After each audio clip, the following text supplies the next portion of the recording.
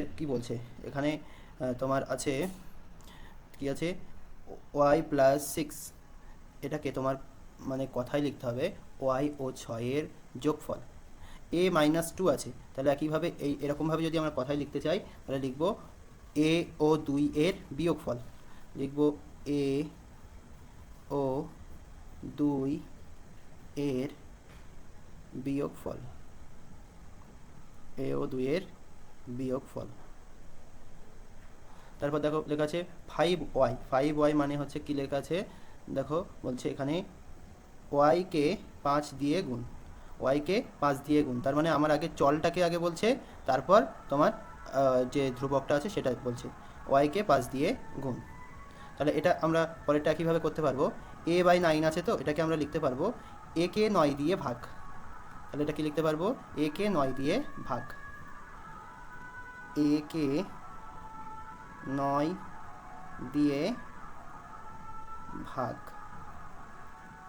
তারপর একটা দেখো 5y যেমন আছে 3xটাও আমরা সেই একইভাবে করতে পারবো। তাহলে 3xটাকে কী লিখবো, xকে 3 দিয়ে গুণ, কী লিখবো xকে 3 দিয়ে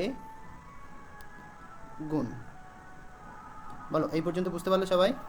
এবার নেক্সট অঙ্কটা দেখো, বলছে 5x প্লাস 2, এটাকে কীভাবে লিখবো, প্রথমে এক্সকে ড্যাশ দিয়ে গুণ করলাম, তাহলে এক্সকে আমরা কত দিয়ে গুণ করলাম, এখানে দেখো তো এই যে এক্সটা আছে এক্সের সঙ্গে কত গুণ করেছি আমরা, 5 গুণ করেছি, তাহলে এখানে লিখবো 5 গুণ করলাম, 5 দিয়ে গুণ করলাম। এবার বলছে তারপরে ওই গুণফলের সাথে 2 যোগ করলাম, ওই গুণফল যেটা বের হয়েছে তার সঙ্গে 2 যোগ করলাম। তাহলে আমরা এইটা তো আমরা বুঝে নিয়েছি বিষয়টা, তো আমি তোমাদেরকে বলবো যে আমরা এটাকে এরকম না লিখে এই ফরম্যাটে যা আছে সেগুলোকে আমরা আরেকটু মডিফাই করে ভালো করে লিখতে পারবো। যে কি লিখতে পারবো, আমরা লিখবো 5x, প্রথমে 5xটা লিখে নেব, x ও 5-এর গুণফল, কি লিখবো 5x মানে হচ্ছে x ও 5 এর গুণফলের, এবার যেহেতু যোগ 2 আছে তাই যোগ থাকলে লিখবো সাথে, আর বিয়োগ থাকলে লিখবো থেকে। হ্যাঁ, যেহেতু প্লাস 2 আছে লিখবো গুণফলের সাথে 2 যোগ, এতটুকু লিখলেই তোমার হবে। তাহলে এই পরের অঙ্কটা কিন্তু খুবই সহজ, বলছে a প্লাস বি, তাহলে আমরা কি লিখে দেবো a ও b এর যোগফল, নাকি a ও b এর যোগফল, a ও b এর যোগফল। কিন্তু পরেরটা দেখো ঠিক 5x প্লাস 2 এর মতো, এখানে আছে 6x মাইনাস 4, তাহলে আমরা লিখবো x ও 6 এর গুণফলের থেকে, লিখবো x ও 6 এর গুণফলের,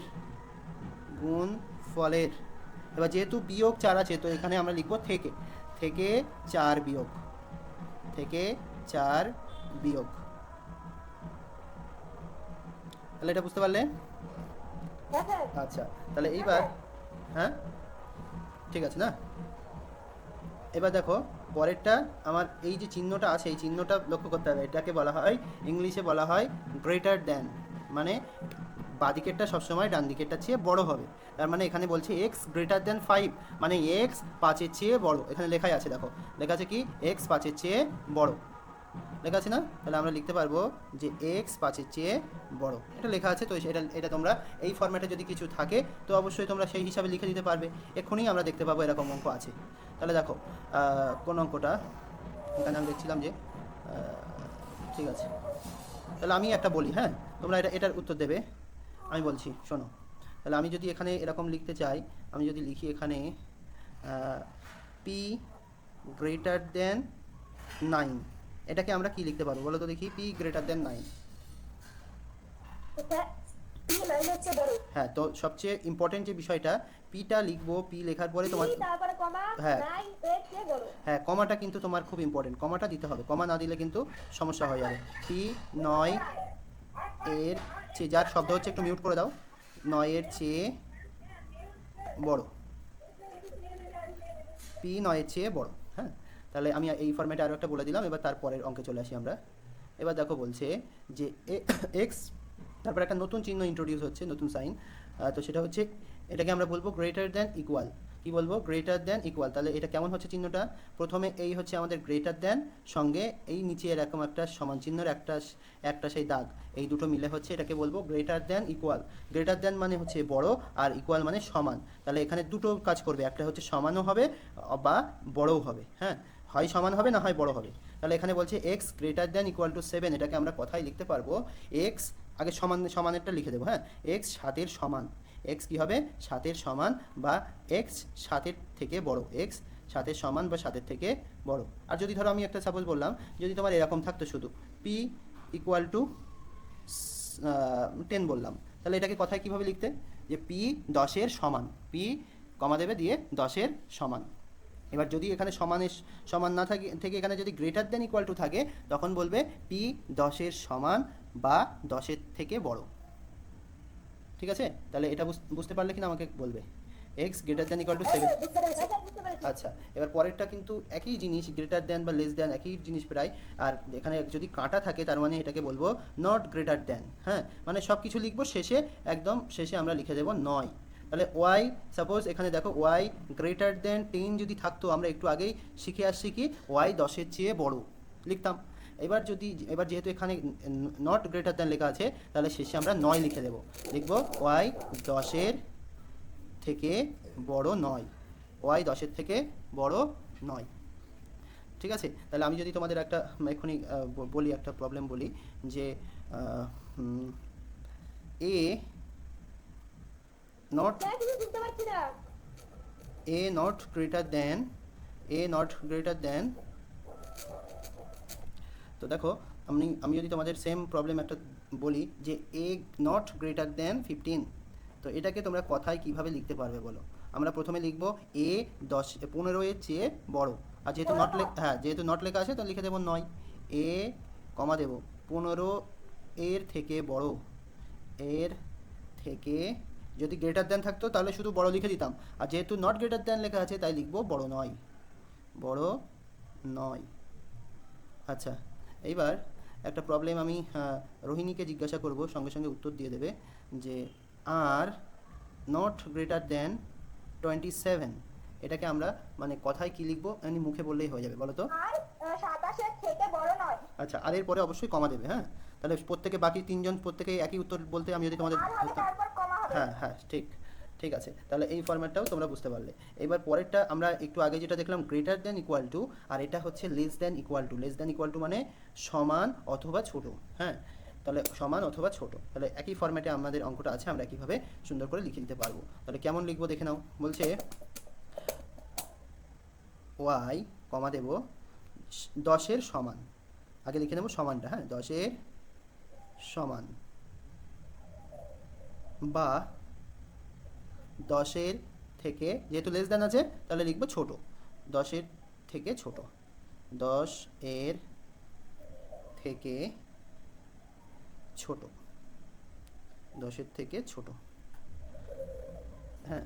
তাহলে এই যে আমরা একটু আগে করলাম, আচ্ছা আমি আরেকটা এখান থেকে তোমাদের মানে প্রশ্ন করি, তারপর আমি পরেরটা বলবো। তাহলে এই প্রশ্নের উত্তর দেবে রুদ্রাণী, বলবে যে Q less than equal to 6, Q less than equal to 6, এটা বলো। জি না, ওটা আমি কিউ লিখলাম, হ্যাঁ, কিউ, কিউ 6 এর সমান বা এর থেকে বড়, বা বা 6-এর থেকে ছোট। এটা তো লেস দ্যান দিয়েছি না, হ্যাঁ, তাহলে লিখবো কিউ 6-এর সমান বা 6-এর থেকে ছোট। গুড। এবার পরের অঙ্কটা চলে আসি, বলছে x less than equal two 7। এবার লেস দ্যান ইকুয়াল টু মানে ছোট নয়, গ্রেটার দ্যান ইকুয়াল টু মানে যেমন বড় নয়, আর এটা হচ্ছে ছোট নয়, এক্স কমা 7-এর থেকে ছোট নয়, তাহলে সেটা লিখে দিই, এক্স কমা দিয়ে দিলাম 7-এর থেকে ছোট নয়, এক্স 7-এর থেকে ছোট নয়। তাহলে এটা বুঝতে পারলে সবাই? আচ্ছা, এইবার এই অঙ্কটা তো আরও সহজ না, বলছে এক্স লেস দ্যান 9, তাহলে কি লিখবো, এক্স 9-এর থেকে ছোট নয় নাকি, বলো সৌপ্তিক, বলো কি লিখবো, এক্স 9 থেকে ছোট নয়, ছোট নয় লিখবো, ছোট ছোট এখানে x y-এর থেকে ছোট হ্যাঁ, আমি তো ইচ্ছা করেই তোমাদের বললাম না। ঠিক আছে, তাহলে এক্স নয় এর থেকে ছোট। আচ্ছা, এরপরেরটা আছে গ্রেটার দেন ইকুয়াল টু। এটা বলবে কার্তিক, বলো তুমি বলো, আমি লিখবো। x হুম। x, 12 এক্স কমা, হ্যাঁ ঠিক আছে, 12 বলো, 12 এর থেকে বড় না, আগে আগে সমানটা বলো, 12 এর সমান। এর থেকে বড় 12 এর সমানটা আগে বলে নাও, 12 এর সমান সমান বা বা বড় 12 এর থেকে বড়, বা হ্যাঁ 12 এর থেকে বড়। থেকে বড়। তাহলে বাকিরাও এই একই উত্তর বলতে, এটাই বলতে। হ্যাঁ স্যার। আচ্ছা, হ্যাঁ স্যার। ঠিক আছে, এবার শেষেরটা রোহিণী বলো। এক্স, x 5 এর থেকে বড় নয়। গুড।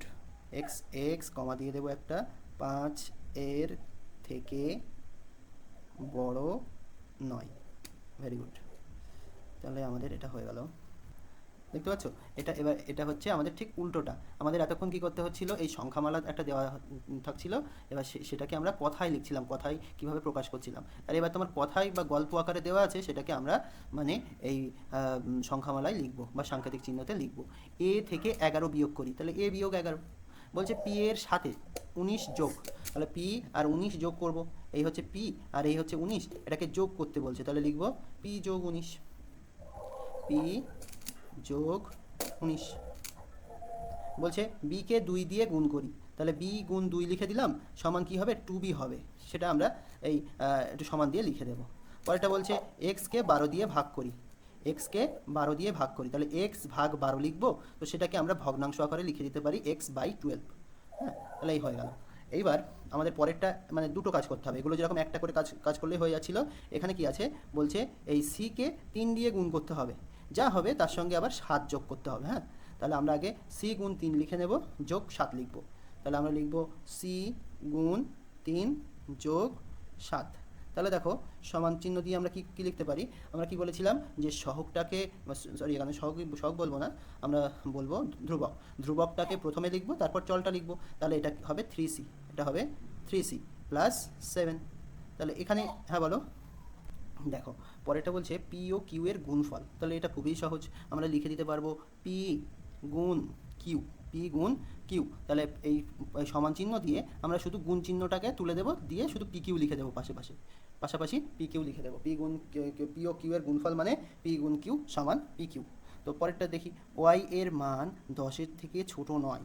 এবার এটাকে তোমার কীভাবে প্রকাশ করতে হবে, দেখো ওয়াই এর মান 10-এর থেকে ছোট আগে আমরা দেখে নেব, তারপর 9 মানে কেটে দিলেই হয়ে যাবে। তাহলে ছোট বললে লেস দ্যান করতে হবে, ওয়াই লেস দ্যান 10। আর ছোট নয় বলে দিয়েছে মানে আমরা not less than, Y not less than 10।